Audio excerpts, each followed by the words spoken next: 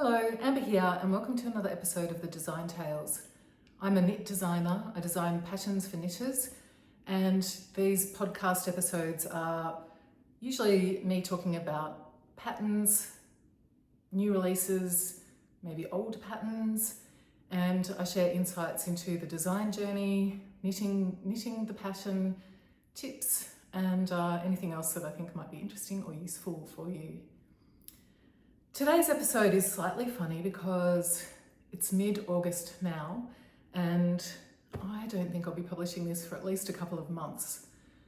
So, hello future me, who will be editing this down the track. And normally I record these a day or so before I publish them. So this will be an interesting little journey and experiment. The reason why I'm doing it so early and ahead is that today's episode is about the Snaggletooth hood and scarf, this pattern, which I will have just published at the time of publishing this YouTube, so this will be available. I knit this as a gift for someone, and tomorrow I plan to give it to them, so I thought I'd better record an episode ahead of time so that I can air it in a couple of months. And part of the reason for giving it now is that we're in the last month of winter here, and my niece who requested this, I'm sure would enjoy having it now rather than in a couple of months when things are heating up. Snaggletooth hood started when my niece asked me if I would knit her a hood scarf thing. And she showed me a couple of pictures of some that she liked. And I was pretty excited by the idea. I thought, oh, this could be a fun pattern challenge, something useful, something that she wants. So there's presumably other people might want this too. And it turned out to be a fun and cute little mission. She loves blue, so she mentioned blue as a colour. And other than that, she has no idea what I have created. So I'm looking forward to surprising her tomorrow. I had a few ideas for the design, and actually one was potentially using the lace pattern I used in Boronia to make a hood. I do have a hood pattern, the Boronia hood, where the neck part is closed. It has ribbing there. So I already had a Boronia hood. I thought, oh, I could turn the ends into scarf ends, and thought quite a lot about that, and also about potentially using the flower blocks from Cosmos Blossom and knitting those to a thicker gauge and having squares a bit more inspired by crochet squares, granny squares. And then it occurred to me that it would be actually really cool to do the Snaggletooth shawl edging for this project. So I'll bring that up a bit closer. What it is very simple intarsia. Let's see the other side.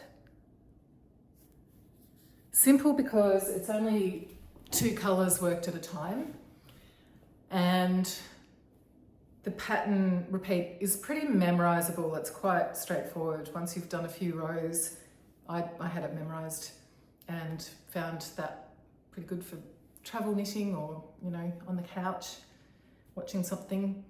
So I started to play around with the idea of using that to create interest in the hood, and love the outcome.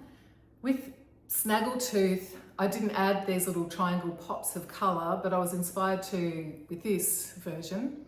And you can choose to or choose not to add those little extra bits of colour.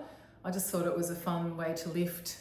And I was actually a little bit inspired by my niece's glasswork. She's recently taken up LED lighting, and she sent me a photo around the time that I was working on this with colours that had blues and then a pop of kind of reddy orange, and I thought, oh, that's kind of cute. That reminds me of her glasswork, and I thought she might enjoy that. So, and the blue is definitely her colour. She's a blue girl. So that was the start of the evolution of the design process itself. I have knit this twice. The first time my increases were too rapid, and the scarf just became really big and chunky. So I decided it was just too bulky, too big, and ripped it out and reknit it. And also the hood was just a little bit wider, so I thought it was a bit too big. So that was kind of, I guess, a process. I had scribbled out the idea of what I wanted, had a good idea, but it was just in the knitting that sometimes is the case that didn't quite end up the way I thought it would. And it was a pretty quick reknit and worth it too, because I'm really happy with it now. It's designed for DK weight yarn, and with the blue I actually used fingering weight held double, because I had this particular shade of blue. I had ordered this blue knowing that I was going to knit her a blue hood, and at that point I hadn't decided about the Snaggletooth pattern. I just ordered the yarn because I wanted to get started with it. Again, I think I was still thinking Boronia at that point. And then when this came and I was playing around with the stash yarn, when I did get the Snaggletooth idea, I just love how they really match quite beautifully. The blues, the speckles in this just go so nicely with that blue. And then I love that pop of neon. That was just a little bit of DK I had left over from possibly actually a Boronia shawl. I've got Boronia on the mind today. I'll link to those patterns that I mentioned in the notes below if you're curious to discover them for yourself. But yeah, I'm pretty sure I knit a Boronia in this. A few things, I love this colour. And that's a design story. So a little bit more about how it's knit is that it's knit in two separate stages. First being one end and knit to the point where the hood begins. And then the other side is knit to the same point. So two halves are knit and then they're joined together at this point. There's I-cord edging knit along the way, so it gets a nice neat finish on the edge. And then the project is worked back and forth as a whole up to the top here with a little bit of shaping for the hood. And then it's bound off at the top with a 3-needle bind off. So reasonably straightforward, just the shaping in the scarf part to increase and make that wider, and also giving it that lovely tapered end, which makes it easy to wear. Yeah, there's a couple of ways you can wear it. It's not as versatile perhaps as a shawl, but you can wear it with the hood on, and then you could just flick the hood down, so you don't have to wear the hood all the time, which I think is a fun aspect of it. It's really cozy. It wraps around very warmly around the neck. So I think it's a great winter scarf, something good to wear with a coat and really huddle up, and then, you know, you can easily just pop the hood on and off as you need. At the time of filming this video, I haven't actually written the pattern yet. I am planning at least 2 sizes. I'm just thinking now that this is possibly a good children's pattern as well. So I'll look at, so if I'm leaving this part of the video in, it's probably because there's children's sizes as well. So we'll see how that unfolds. But there will be at least an adult, small, medium, and medium large. And yeah, it's pretty cute. I think it'll be a good gift knit. And since I imagine at the time of publishing it, it's getting close to December gifting season. So it could be a fun gift for someone in your family or for yourself, a cozy scarf hood for winter. I also think it's kind of cute to wear all year round, just when you need something a bit cozy. If you're at a festival or something, this might be a nice thing to throw on with your summer frock, perhaps. So in terms of styling, essentially it sits on, I'm going to stand up, sits, and the ends can come around.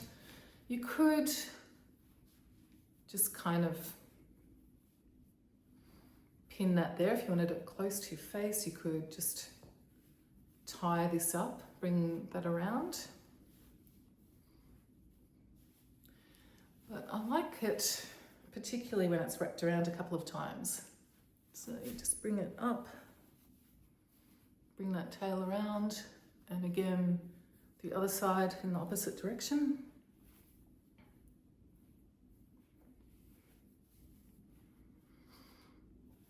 And that's pretty cozy with those fun little pops peeping out.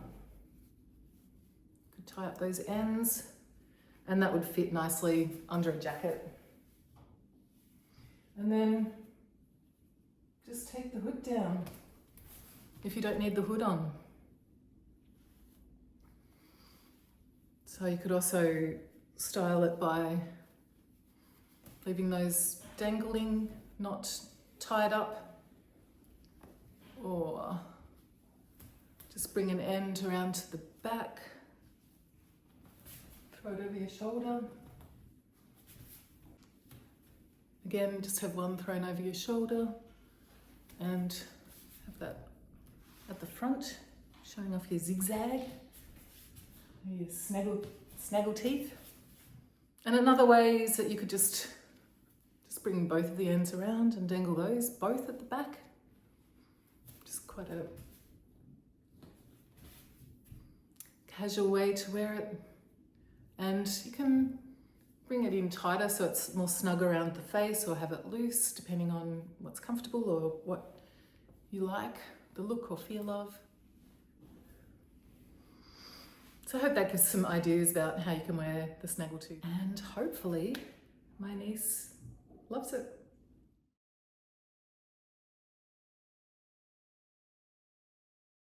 And if the Snaggletooth hood isn't for you, perhaps you'd like to knit the Snaggletooth shawl, or it could be a good pre-hood project, a little smaller, cute knit. This is the DK weight sample, and the pattern also includes instructions for a fingering weight version.